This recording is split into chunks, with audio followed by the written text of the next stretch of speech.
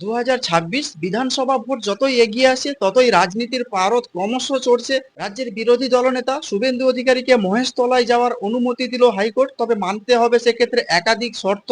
হাইকোর্টের অনুমতির পর মঙ্গলবার মহেশতলায় যাওয়ার কথা রাজ্যের বিরোধী দলনেতা শুভেন্দু অধিকারীর, এবং যেটা জানা যাচ্ছে যে হাইকোর্টের নির্দেশ অনুযায়ী মহেশতলায় শুভেন্দু অধিকারীর সঙ্গে যেতে পারবেন আরো দুজন, তবে কোনো মিছিল করা যাবে না, বিতর্কিত মন্তব্য করা যাবে না বলেও হাইকোর্ট থেকে সাফ জানিয়ে দেওয়া হয়েছে।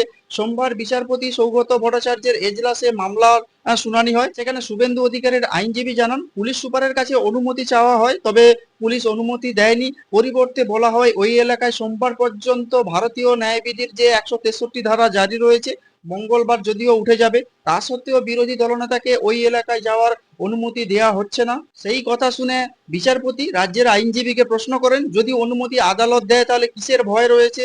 সকালে আকরা সন্তোষপুর এলাকায় ফলের দোকানে বসা নিয়ে বিবাদের সূত্রপাত। প্রথমে দুই পক্ষের মধ্যে বচসা হয়, পরে তা হাতাহাতির রূপ নেয় এবং দুই গোষ্ঠীর মধ্যে অশান্তি শুরু হয়।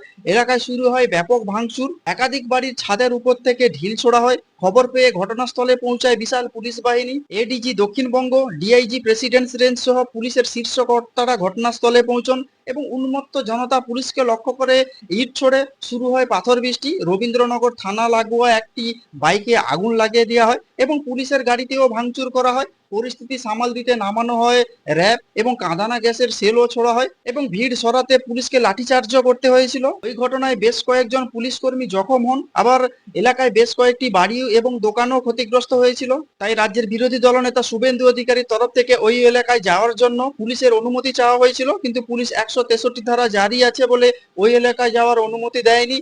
তাই হাইকোর্টের দ্বারস্থ হয়েছিল রাজ্যের বিরোধী দলনেতা শুভেন্দু অধিকারী। হাইকোর্ট শর্ত সাপেক্ষে রাজ্যের বিরোধী দলনেতা শুভেন্দু অধিকারীকে অনুমতি দিয়েছে মহেশতলাতে যাওয়ার জন্য। সেক্ষেত্রে দুজনের বেশি যেতে পারবে না এবং কোনো উত্তেজনাপূর্ণ ভাষণ দিতে পারবে না, কোনো মিছিল বা মিটিং করতে পারবে না, এমনটাই হাইকোর্টের তরফ থেকে জানানো হয়েছে। তো আপনারা কি বলবেন যে মহেশতলার যে ঘটনা উত্তপ্ত হয়েছিল, দুই গোষ্ঠীর মধ্যে সংঘর্ষ, সেখানে সেখানে পুলিশের গাড়ি ভাঙচুর করা হয়েছিল, বাইকে আগুন লাগিয়ে দেওয়া হয়েছিল এবং পরিস্থিতি অগ্নিগর্ভ হয়ে উঠেছিল। আপনারা যদি এইসব বিষয় নিয়ে কোনো কিছু বলতে চান তাহলে অবশ্যই কমেন্টস বক্সে কমেন্টস করতে পারেন। আর নজর রাখুন না চিন্তা